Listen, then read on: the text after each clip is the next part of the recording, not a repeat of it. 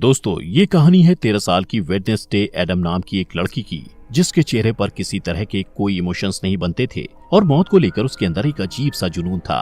वो सोचा करती थी कि मरने के बाद इंसान कहाँ जाता है और उसका क्या होता है। इसी वजह से उसे अक्सर काले और सफेद रंग के कपड़े पहनना ज्यादा पसंद था। उसे देखकर सबको अजीब सा लगता, जैसे कि वो इस दुनिया की ही ना हो। तो चलिए जानते हैं कि आखिर वो लड़की ऐसी क्यों थी। तो कहानी की शुरुआत में वेडनेसडे को एक स्कूल में दिखाया जाता है, जहां वो अपनी डरावनी आंखों के साथ बरामदे में चल रही थी। वहीं बाकी सब लोग उसे घूर घूर कर देख रहे थे। जब वेडनेसडे अपना लॉकर खोलती है तो उसके अंदर उसे अपना भाई बंधा हुआ दिखाई देता है, जिसके मुंह में एक सेब था।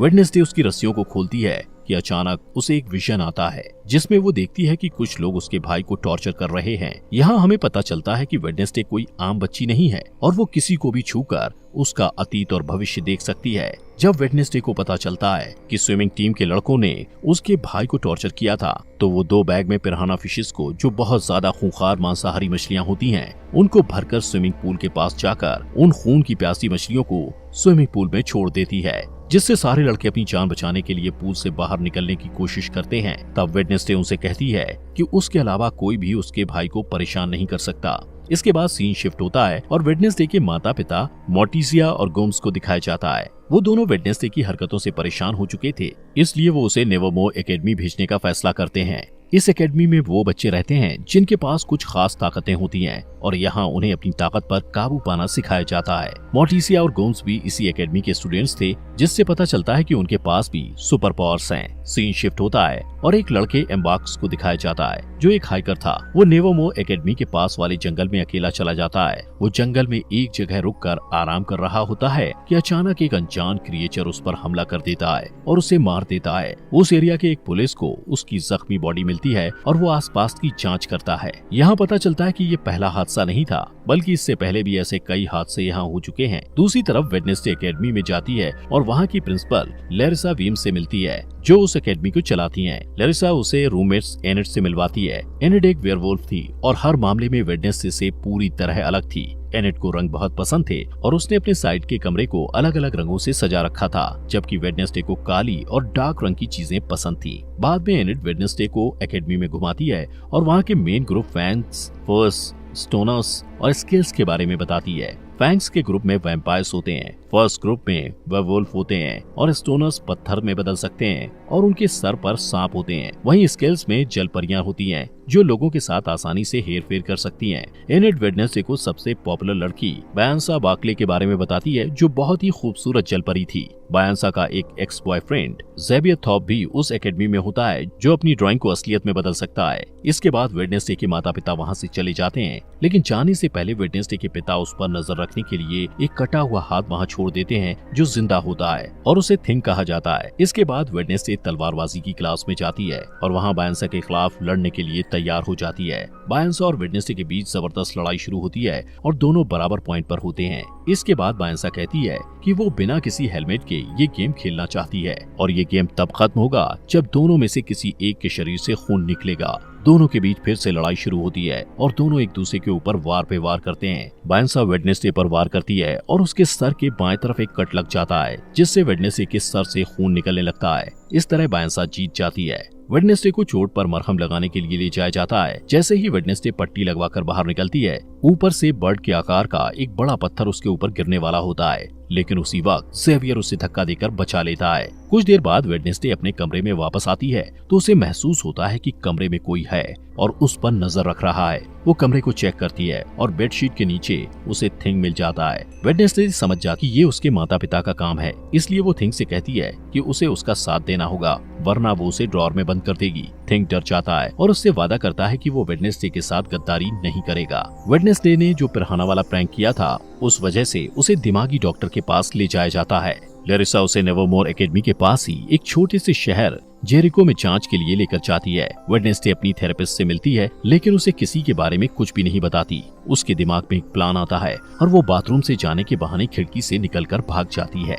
इस बीच वो एक आदमी से टकरा जाती है और उसे एक विजन आता है, जहां वो देखती है उस आदमी की कार एक्सीडेंट में मौत होने वाली है। वेडनेसडे डर जाती है और रिलैक्स होने के लिए एक कॉफी शॉप में पहुंच जाती है। वहाँ उसकी मुलाकात पुलिस के बेटे टायलर से होती है, जो वहाँ कॉफी बेचने का काम करता है। टायलर अपनी एस्प्रेसो मशीन को ठीक करने की कोशिश कर रहा होता है, लेकिन उसे कुछ समझ नहीं आता क्योंकि मशीन में जो इंस्ट्रक्शंस लिखे हुए थे वो इटालियन भाषा में थे। वेडनेसडे को इटालियन पढ़ना आता था, इसलिए वो आसानी से मशीन को ठीक कर देती है और इसके बदले में वो उसे बस स्टेशन तक छोड़ने को कहती है। टायलर के कुछ कहने से पहले ही वहाँ वो लड़के आ जाते हैं जिन्होंने वेडनेसडे के भाई को टॉर्चर किया था। वो लोग वेडनेसडे को भी परेशान करने लगते हैं। पहले वेडनेसडे उन्हें नजरअंदाज करने की कोशिश करती है, लेकिन जब बर्दाश्त नहीं होता तो वो उन्हें मारने लगती है। कुछ ही समय में लैरिसा पुलिस के साथ वहाँ आ जाती है और वहाँ की हालत देखकर उससे गुस्सा आता है और वो वेडनेसडे को डांटती है। इसके बाद वो लोग नेवरमोर एकेडमी जाने के लिए निकल जाते हैं। रास्ते में उन्हें एक टूटी फूटी कार दिखाई देती है जिसका एक्सीडेंट हो गया था और उस कार में वही आदमी था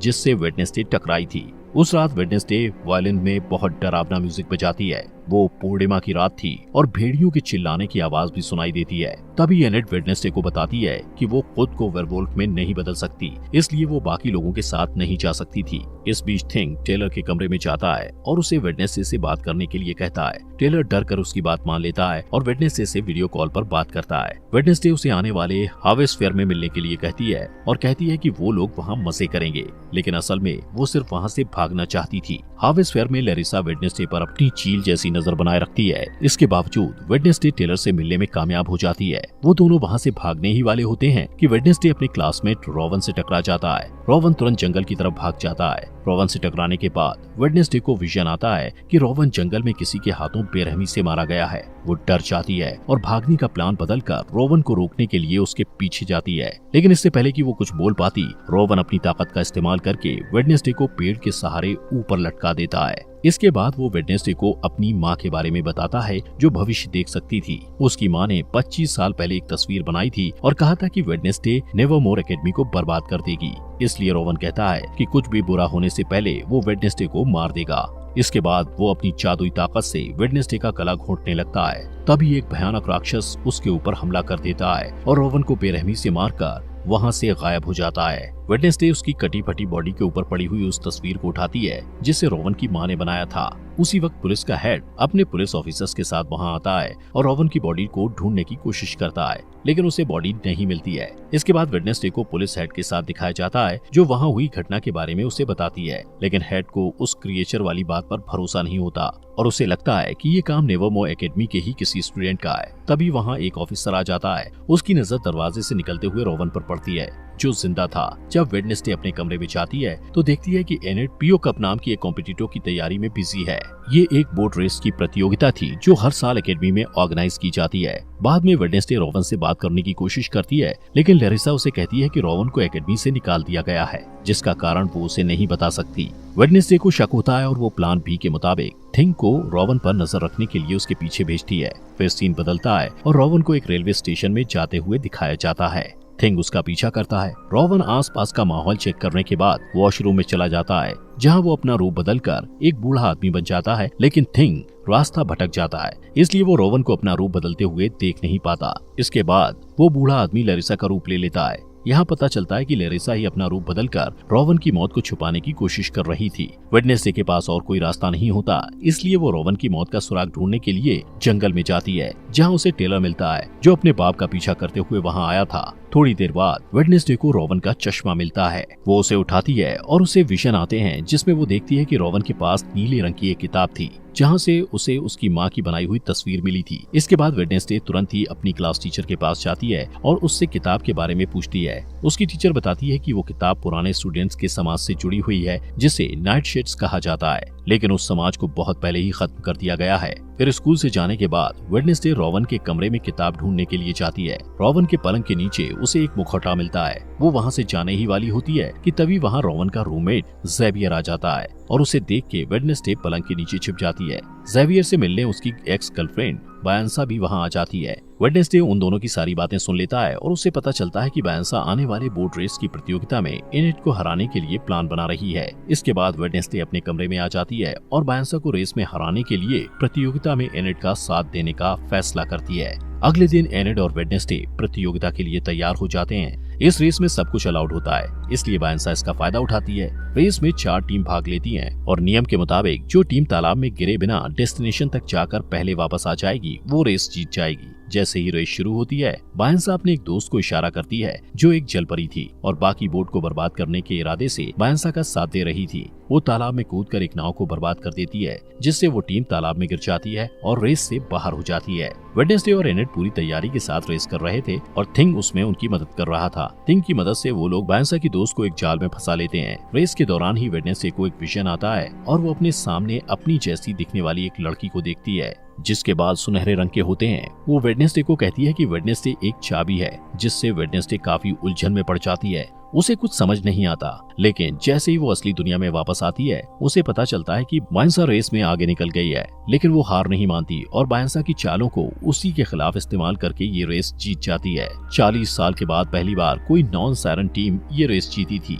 लैरिसा एनेट को पीओ कप ट्रॉफी देती है, लेकिन वेडनेसडे को ज्यादा अटेंशन पसंद नहीं था, इसलिए वो वहाँ से चली जाती है। वो नेवरमोर एकेडमी के पुराने स्टूडेंट एडगर एलन पो की मूर्ति के पास जाती है और अचानक उसकी नजर उस मूर्ति के हाथ में रखी पत्थर की किताब पर जाती है, जिसके नीचे उसे एक निशान दिखाई देता है। वो निशान ठीक वैसा ही था जो उस तस्वीर में बना हुआ था, जिसे रोवन ने मरने से पहले उसे दिया था। उस बुक में वेडनेसडे को कुछ पहेलियां मिलती हैं, जिसे वो तुरंत सुलझा लेती है और उसे एक सुराग मिलता है। उस सुराग में 2 बार चुटकियां बजाना होता है। जब वो 2 बार चुटकियां बजाती है तो अचानक एक छुपा हुआ बरामदा खुल जाता है, जहाँ एक गुप्त कमरा होता है। वहाँ वेडनेसडे को रोवन की किताब मिल जाती है, जिसमें रोवन ने तस्वीर को फाड़ कर निकाला था। वो उस किताब को अपने बैग में रखती है, लेकिन इससे पहले कि वो आगे जा पाती, कोई उसके सिर को एक काले कपड़े से ढक देता है। थोड़ी देर बाद जब काले कपड़े को हटाया जाता है, तब वो देखती है कि बायंसा, ज़ेवियर और कुछ स्टूडेंट्स उसे घेर कर खड़े हुए हैं और ये सभी नाइटशेड्स के सदस्य हैं। यहाँ पता चलता है कि लैरिसा ने उनके ग्रुप को खत्म किया था। इसके बाद ज़ेवियर उसे अपने ग्रुप में शामिल होने के लिए कहता है, लेकिन वेडनेसडे मना कर देती है और वहाँ से चली जाती है। इसके बाद लैरिसा को दिखाया जाता है, जो आउटरीच डे के बारे में घोषणा करती है, जहाँ एकेडमी के सारे स्टूडेंट्स को शहर के आम लोगों से मिलना जुलना होता है और उनके साथ काम करना होता है। इन लोगों को नॉमीज कहा जाता है। जब वो लोग शहर पहुंचते हैं, तब वेडनेसडे ज़ेवियर को बताती है कि उसके रूममेट की मौत हो चुकी है, लेकिन उसे इस बात पर भरोसा नहीं होता है और वो कहता है कि रोवन की मौत नहीं हो सकती, उसे बस एकेडमी से निकाल दिया गया है। इसके बाद वेडनेसडे उसे वो तस्वीर दिखाती है जो रोवन की माँ ने बनाई थी। ज़ेवियर उस तस्वीर को करीब से देखता है और कहता है कि इस तस्वीर में जो आदमी है, उसने जेरिको शहर को बसाया था और उसका नाम जोसेफ क्रैकस्टोन है। थोड़ी देर बाद वेडनेसडे पिलग्रिम वर्ल्ड में जाने का फैसला करती है, जहां जेरिको के इतिहास के बारे में पता चलता है। वहां वेडनेसडे यूगिन नाम के लड़के से मिलती है, जो मधुमक्खी पालने वाले क्लब में उससे पहले मिल चुका था और दोनों की दोस्ती भी हो गई थी। वो दोनों बातें करने लगते हैं और आसपास की चीजों को देखते हैं। इसके बाद सारे स्टूडेंट्स वहाँ की केयरटेकर अर्लिन से मिलते हैं, जो उन्हें पिलग्रिम वर्ल्ड घुमाते हुए जोसेफ क्रैकस्टोन की कलाकृतियों के बारे में बताती है। वेडनेसडे को ये सारी बातें इंटरेस्टिंग लगती हैं और वो अर्लिन से उसके बारे में और जानना चाहती है। अर्लिन बताती है कि उनके पास जोसेफ क्रैकस्टोन के खेतों में इस्तेमाल किए जाने वाले औजार, खाने पीने के बर्तन और फैमिली रूम्स भी हैं। वेडनेसडे कहती है वो यहाँ काम करना चाहती है, लेकिन अर्लिन कहती है कि उसे रेनोवेट किया जा रहा है, इसलिए वो वहाँ काम नहीं कर सकती है और कहती है वो सब ये ओल्ड वजरी में काम करेंगे और घूमने आए हुए लोगों को केक बांटेंगे। बाद में वेडनेसडे और यूगिन क्रैकस्टोन के फैमिली रूम में घुस जाते हैं। वहाँ वेडनेसडे को एक तस्वीर मिलती है, जिसमें वो लड़की भी होती है जिसे वेडनेसडे ने अपने विजन में देखा था। थोड़ी देर बाद उसे वो किताब भी मिल जाती है जो उस लड़की ने पकड़ी होती है। वेडनेसडे देखती है कि उस किताब के सारे पन्ने खाली हैं, इसलिए उसे शक होता है कि ये किताब नकली है। तभी वहाँ यूगिन के साथ अर्लिन आ जाती है और उसे पकड़ लेती है। वेडनेसडे उससे असली किताब के बारे में पूछती है, तब अर्लिन झिझकते हुए बताती है कि 1 महीने पहले वो किताब चोरी हो गई थी। इसके बाद वो कॉफी शॉप में वापस टेलर से मिलती है और वो दोनों जोसेफ के बारे में पता करते हैं। टेलर कहता है कि ओरिजिनल मीटिंग हाउस का जो हिस्सा बचा हुआ है वो जंगल में है और पूरी तरह खंडर हो चुका है, जिसका इस्तेमाल अब क्रैश पैड के रूप में किया जाता है। इसके बाद वेडनेसडे जोसेफ क्रैकस्टोन की उस जगह की तलाश करने के लिए थिंग के साथ तुरंत जंगल में जाती है। इस दौरान उन्हें एक बेघर आदमी मिलता है, लेकिन थिंग उसका दम घोटने लगता है और उसे डराकर भगा देता है। तभी वेडनेसडे को एक विजन आता है और वो खुद को 400 साल पहले के टाइम में देखती है। यहाँ वो सुनहरे बाल वाली लड़की दिखाई देती है, जिसे वेडनेसडे पहले भी अपने विजन में देख चुकी थी। उस लड़की को गांव वालों ने घेर रखा था और वो उसे शैतान की संतान कहकर पुकार रहे थे। तभी वहाँ जोसेफ क्रैकस्टोन आ जाता है और उस लड़की को गुडी एडम्स कहकर बुलाता है। वो कहता है कि गुडी एक डायन है और उसे भी उसकी माँ और दूसरे आरोपी के साथ उस खेत में मर जाना चाहिए। इसका जवाब देते हुए गुडी कहती है कि जोसेफ ने उसकी जमीन हड़पी है, बहुत से निर्दोष लोगों की जानें ली है और उनकी शांति छीनी है। जोसेफ को गुस्सा आता है और वो गुडी को थोड़ी देर तक घूरता है और फिर उस खेत में आग लगा देता है। गुडी अपनी माँ को बचाने की कोशिश करती है, लेकिन उसकी सारी कोशिशें बेकार हो जाती हैं। जब कोई उम्मीद नहीं बचती तो वो एक गुप्त दरवाजे से निकलकर वहाँ से भाग जाती है। वेडनेसडे वहाँ छुपकर ये सब कुछ देख रही थी। गुडी जल्द ही वेडनेसडे के पास आती है और कहती है कि जोसेफ अपनी ये लड़ाई तब तक नहीं रोकेगा जब तक वो सबको मार नहीं देगा। इस खुलासे के बाद वेडनेसडे असली दुनिया में आ जाती है। वो थिंग को सब कुछ बताती है जो उसने अभी अभी देखा था। उनकी बात खत्म भी नहीं होती कि अचानक उन्हें वही भयानक राक्षस नजर आता है जिसने रॉबन को मारा था। उसी वक्त बारिश होने लगती है। वेडनेसडे बारिश में भीगते हुए उसके पीछे भागती है, लेकिन वो बहुत आगे निकल जाता है। वेडनेसडे उसके पैरों के निशान का पीछा करती है, लेकिन अचानक वो निशान इंसान के पैर के निशान में बदल जाते हैं, जिससे पता चलता है कि वो राक्षस कोई इंसान ही है। तभी वेडनेसडे ज़ेवियर से टकरा जाती है और उसे सब कुछ बताती है जो उसने देखा था। ज़ेवियर उन पैरों के निशान को देखना चाहता है, लेकिन बारिश के कारण पैरों के निशान मिट जाते हैं। अगले दिन शहर में जोसेफ क्रैकस्टोन की नई मूर्ति के उद्घाटन के लिए सब लोगों को इकट्ठा किया जाता है। वेडनेसडे जेरिको के मार्चिंग बैंड के साथ डोंट स्टॉप का म्यूजिक प्ले करती है और शहर के मेयर और प्रिंसिपल लैरिसा मूर्ति का उद्घाटन करते हैं। लेकिन तभी थिंग वेडनेसडे के ऑर्डर के मुताबिक मूर्ति को ब्लास्ट कर देता है और सब लोग डरकर भाग जाते हैं। वेडनेसडे की आंखों में बदले की चमक दिखाई देती है और वो अब भी वायलिन बजा रही होती है। इसके बाद लैरिसा वेडनेसडे पर चिल्लाती है क्योंकि उसे लगता है कि ये सब वेडनेसडे ने किया है, लेकिन वेडनेसडे कहती है कि उसने ऐसा कुछ नहीं किया है। वेडनेसडे लैरिसा पर इल्जाम लगाते हुए कहती है कि वो जंगल में होने वाले खूनी हादसे का सच जानते हुए भी अनजान बनने की कोशिश कर रही थी। उस रात वेडनेसडे को मिलने वाला बेघर आदमी जंगल में दिखाई देता है। तभी वो राक्षस उस पर हमला कर देता है। उस बूढ़े आदमी के पास एक कैमरा था जिसमें वहाँ की तस्वीरें कैद हो जाती हैं। कुछ समय बाद पुलिस हेड और उसकी टीम जंगल से उस खंडर तक पहुँच जाते हैं और उन्हें उस बेघर बूढ़े आदमी की बॉडी मिलती है। उन्हें वो कैमरा भी मिलता है जिसमें हादसे के वक्त की फुटेज होती है जो असली गुनहगार को सामने ला सकता है। जब कैमरे की तस्वीरों को बड़ा करके देखा जाता है तब पुलिस हेड हत्यारे का चेहरा देखता है। वो एक राक्षस का चेहरा था जिसे देखकर ऐसा लगता था जैसे वो किसी के बुरे सपने से निकल कर आया हो। दोस्तों, अगर आपको इस सीरीज के नेक्स्ट एपिसोड चाहिए तो कमेंट बॉक्स में नेक्स्ट एपिसोड लिखें और ये सीरीज यहाँ तक अच्छी लगी हो तो लाइक करें और अपने फॉक्स एक्सप्लेनर हिंदी चैनल को सब्सक्राइब करना मत भूलना।